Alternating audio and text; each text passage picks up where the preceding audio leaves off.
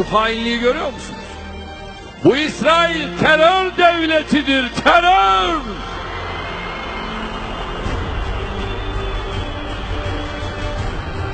Ve 14 yaşındaki çocuğu gözleri bağlı olarak bu teröristler bakın ne halde sürüklüyorlar. Ondan sonra görüştüğümüz bazı İsrailliler ya böyle demeseydiniz be. Ne diyecektik ya? Ne diyecektik? Kudüs bizim gözümüzün nurudur.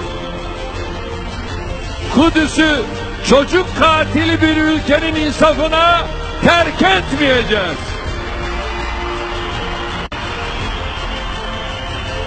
Kudüs'ü işgal ve yağmadan başka hiçbir değeri olmayan bir devletin vicdanına da bırakmayacağız.